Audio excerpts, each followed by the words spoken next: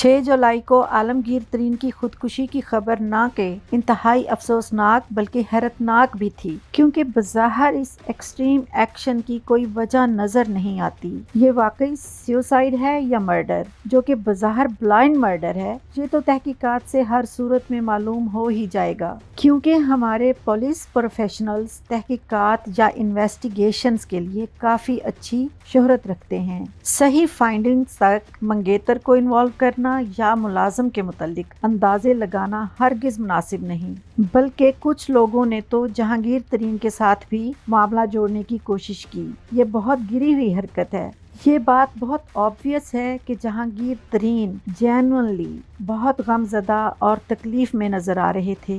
उनके सौरों और ग्रीफ को हर कोई आसानी से नोटिस कर सकता है, मगर इस सारे किस्से में जो हैरत की बात है वो ये कि वो नोट जो आलमगीर ने लिखा उसमें कोई भी बात ऐसी नहीं थी जो किसी को जान पर खेलने के लिए मजबूर करे। और ख़ास तौर पर बहुत ही काबिल तवज्जो बात यह है कि सिर्फ डर्माटाइटिस की वजह से वो इतने अपसेट थे। डर्माटाइटिस एक कॉमन स्किन इरिटेशन है जिसमें इची या ड्राई स्किन और रैश वगैरह होते हैं, और ज़्यादा वर्स होने की सूरत में ब्लिस्टर्स या ऊजिंग होती है और स्किन फ्लेक ऑफ होना शुरू हो जाती है। एक्जिमा तो बाहर के मुल्कों में एक कॉमन स्किन इशू है।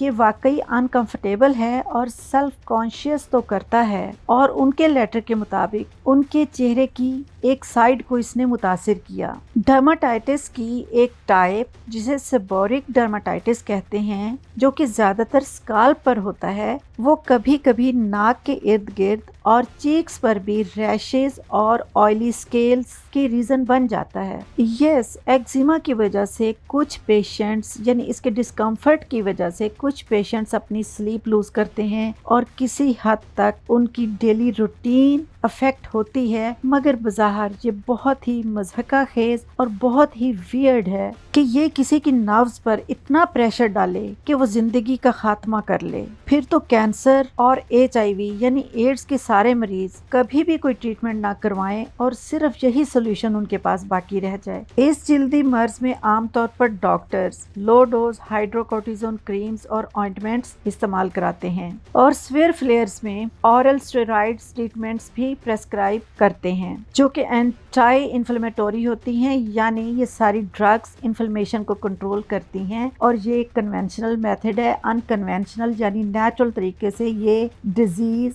और ये स्किन इशू 100% ट्रीटेबल है, और ये बात तहकीकात के लिए बहुत पावरफुल पॉइंट है। और फिर उन्होंने बैक पेन का भी जिक्र किया। आजकल के लाइफस्टाइल और फूड पैटर्न की वजह से और इस केमिकल कल्चर में हर शख्स back pain, body aches, fatigue, lethargy, सोर मसल्स और जॉइंट वीकनेस का शिकार है। क्या वाकई इन आम हेल्थ कंसर्न्स ने एक बहुत ही मालदार और बज़ाहिर जिंदा दिल और खुशबाश इंसान को मर जाने पे मजबूर किया? क्या आप नहीं समझते कि कहानी कोई और भी हो सकती है? अल्लाह हाफिज।